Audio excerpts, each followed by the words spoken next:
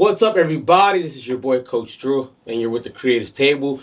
Of course, I got some game tips and some wisdom for you guys today.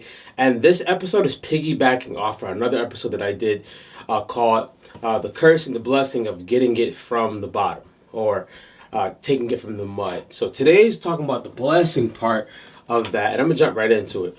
So the blessing part of getting things from the bottom or starting off with nothing is, number one, your creativity muscle is a little different, right? You know how to make things work.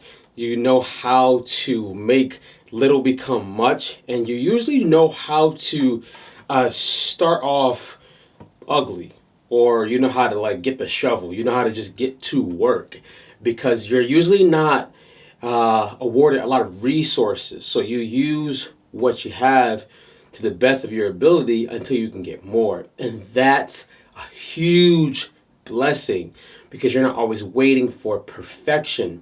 Waiting for perfection usually means procrastination, and usually means sometimes not getting anything done.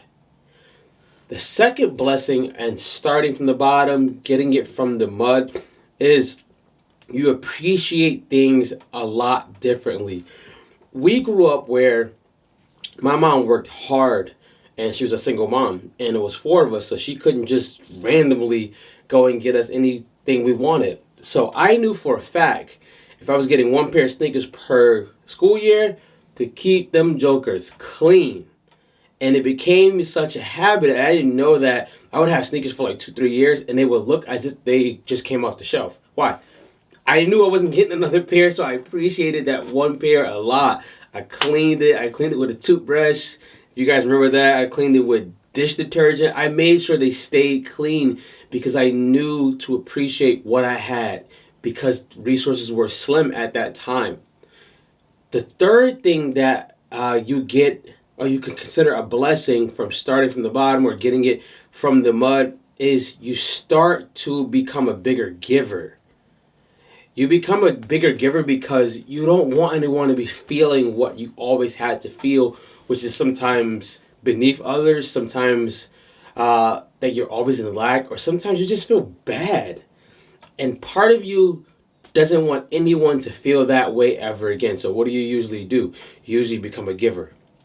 You're giving to people. You're giving tips, tricks, wisdom. You're giving items, money. And that's a blessing, because you don't hoard. Now, am I saying that everyone who has gotten it from the bottom does those same things? Not necessarily, but most of us do. I can tell you for one, I'll try to give someone almost anything I can that's going to help them if I know they're going to use it. Because I remember not having it. I remember getting turned down from courses because I didn't have the money. I remember having to sit out on certain field trips to school because I didn't have the money. And I said, I don't want people to feel that way. So I tried everything I could to change that. And that's that.